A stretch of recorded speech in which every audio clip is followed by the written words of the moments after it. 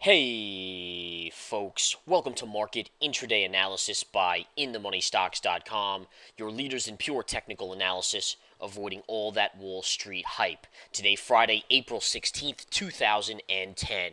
Well, folks, the markets are getting rocked today across the board on the back of news out of Goldman Sachs or about Goldman Sachs that Goldman hid vital information on subprime mortgage products. That is, again, a fraud charge, a civil fraud charge, I repeat, against Goldman Sachs. Goldman Sachs got rocked. All of a sudden, in the intraday stock chat, I had Goldman up, and Goldman just started to collapse. And as soon as you saw that, the market started to follow suit. We were already gapping down this morning in a little bit of a way on the back of some not so great earnings results, not better than expectations, I should say, as the earnings themselves were pretty good overall. They just weren't up to par of what Wall Street wanted to say. And again, yesterday after hours, we got Google. Google came out with great earnings overall, but Eric Schmidt not going to be on conference calls anymore for earnings. The stock dropped on that. In addition, the earnings were just not quite good enough for the recent run-up in Google stock, and the stock itself today is getting punished, down $38.50 on Google. Other earnings announcements that were key, AMD. AMD came out with fantastic earnings today, folks,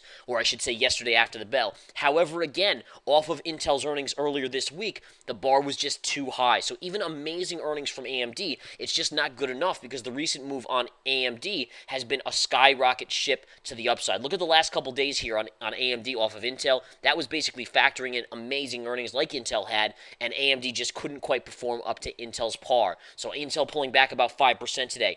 In addition, last night or yesterday after the bell, Intuitive Surgical, ISRG, reported. And this stock, again, look at the run up here in previous days prior to earnings. 1, 2, 3, 4, 5, 6. And sure enough, those of you that have taken our webinar, In the Money Stocks Methodology webinar, know that that was a key signal by something in that pattern that would have alerted you that there was going to be a possible sell-off. And sure enough, ISRG tumbling $22 today on earnings. Now, earnings, again, for ISRG were very, very good.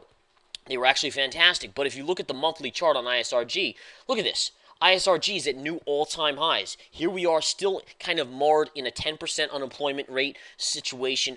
Yes, we're in a recovery, obviously, but it's just not warranted to see us ISRG at all-time highs here, even higher than late 2007 and early 2008. So the stock itself is getting punished again as earnings were very, very good, just not again up to what Wall Street needs to continue to see the rally, continue in these stocks. Now this morning, Bank of America and General Electric were set to come out.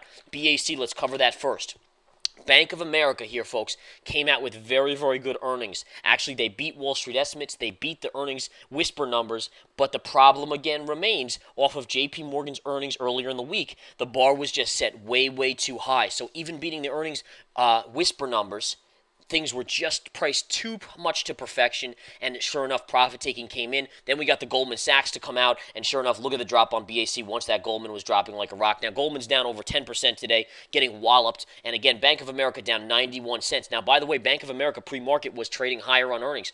This thing traded close to $20 pre-market, guys, and again, it's now at $18.50. What a tumble here on the back of that. Now, General Electric, another one that came out with fantastic earnings. They blew away earnings estimates as well. The stock pre-market was trading up, but again, as we said, folks, look at the daily chart. This tells the tale, and this is something I've stressed in many regards. When you see a stock run up this much, and again, if you go back to February 5th, right back here, the stock was $15. Going into earnings last night as of the close, we were trading near $20. That's a 30% increase in the stock value just since February 5th, just a few months ago. There is no way earnings, I don't care how good they are going to continue to be able to push that thing higher in the short term. It needs to come back based on valuations, and that's exactly what's going on. So GE, General Electric, down 58 cents today. Again, pre-market, this was trading close to $20 as well, and this has now dropped about 58 cents today. Now, let's go to Goldman Sachs and talk about that. Then we're going to talk about the technicals on the chart because we nailed it here in multiple ways, folks.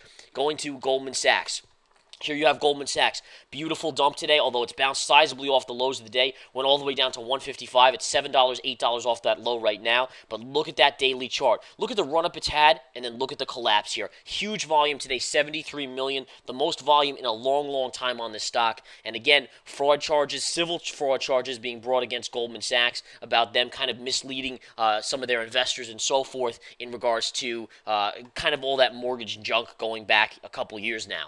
Now, let's go go to the SPY. What was the big call? Because yesterday I posted a huge call in the Research Center to my premium subscribers and to the chat room just into the close yesterday, and that huge call was to buy the FAZ, guys. To buy the FAZ. That's 3 times short financials. Yes, I gave that alert out. It's timestamped in the Research Center on the Hot Charts and Alerts page. And again, that Hot Charts and Alerts said to everyone again, posted at 3:59 p.m. Eastern Time, a couple minutes before the closes when I entered it, that I was going long the FAZ at $11.01. Well, look at the FAZ today, guys.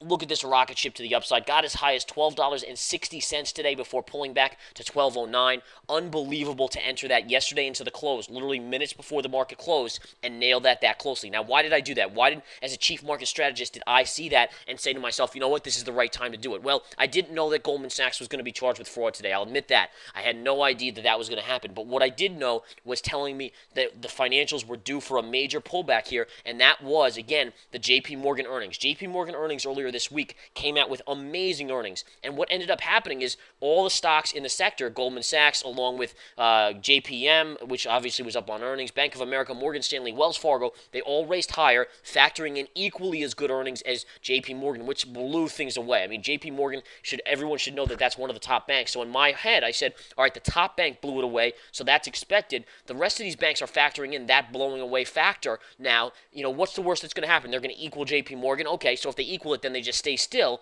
and there's not a lot of a risk on the FAZ picking it up at 11.01. So sure enough, that's what I did. Nailed a home run here, folks. Unbelievable home run on the FAZ. Easy 10% gainer.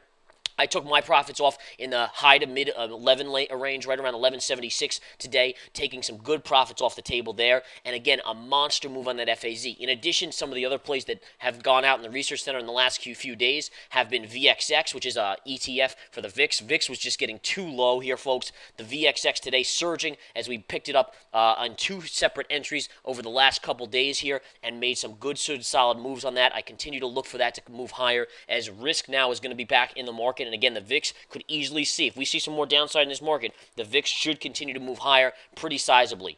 So good moves there. Now, again, that's coming on the top of all these 100% movers we've had in the small caps that I've called out as well in the hot charts and alerts. But nonetheless, I encourage you to come join the Research Center because the alerts, again, are second to none. The information on the markets is second to none, and the guidance and education is second to none as well.